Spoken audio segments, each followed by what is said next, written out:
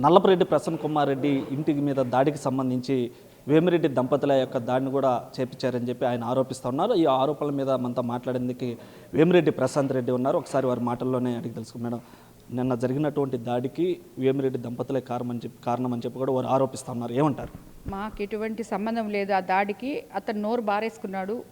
కోవూరులో meeting పెట్టి ఇక్కడ లోకేష్ బాబు వచ్చాడు, అదంతా చూశారు. ఏదో ఒక డైవర్షన్ పాలిటిక్స్ చేయాలని అందరూ కలిసి కోవూరుకి వెళ్ళి అక్కడ మీటింగ్ పెట్టి నీచాతి నీచంగా ఒక మహిళా ఎమ్మెల్యేని, ఒక ఎంపీ వైఫ్ని, చెల్లెలు వరస అయ్యే నన్ను అతను మాట్లాడిన మాటలకి మహిళా కార్యకర్తలు కడుపు మండి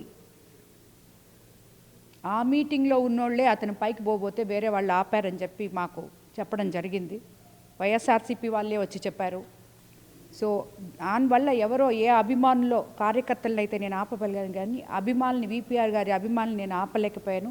ఎవరో వెళ్ళి చేశారు. అది వాళ్ళు కొంచెం చేస్తే ఈయన పగలగొట్టుకున్నాడు. అయితే ఈ దాడికి సంబంధించి మీ మీద అనేక సార్లు కూడా వివాదాస్పదమైనటువంటి వ్యాఖ్యలు చేయడం కూడా జరిగింది. గతంలో కూడా మీ మీద వ్యాఖ్యలు చేస్తున్నారు.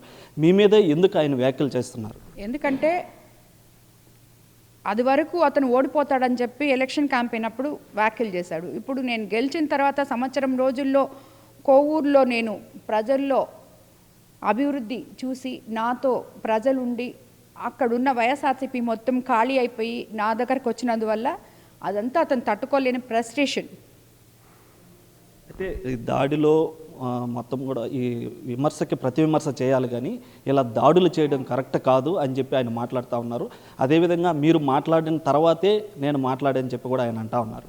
అవును, నేను మాట్లాడిన అతను ముందు నన్ను నేనేదో నా కాన్స్టిట్యున్సీలో నేను తిరుగుతూ నేను సీఎం గారి దగ్గర ఆగిపోయిన పనిని మళ్ళీ స్టార్ట్ చేయించాను. నేను ఆ పని తెచ్చానని నేను చెప్పలే, ఆగిపోయిన పనిని తీసుకొచ్చారని చెప్పాను.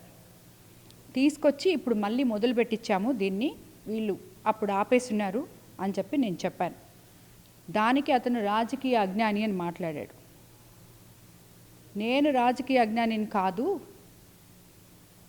ఆ పనికి నువ్వు తెచ్చావు, పర్సంటేజ్ తీసుకున్నావు, నీ వల్ల గ్రావల్లో మనుషులు పడి, గుంటల్లో మనుషులు పడి చనిపోయారు అని చెప్పి నేను విమర్శించాను. అప్పుడు నువ్వేం చెప్పాలి? నేను పర్సంటేజ్లు తీసుకోలేదు, నేను పర్సంటేజ్ ప్రసన్న కాదు, మీరు ఇక్కడ అవినీతి చేస్తున్నారు, అది చేస్తున్నారు, ఇది చేస్తున్నారు అని చెప్పాలి. అంతే కదా. నేను పొలిటికలైజేషన్ చేశాను, పొలిటికల్ విమర్శలు చేశాను, నువ్వు వ్యక్తిగత విమర్శలు చేశావు. అది చేయడానికి నీకు అర్హత లేదు. అది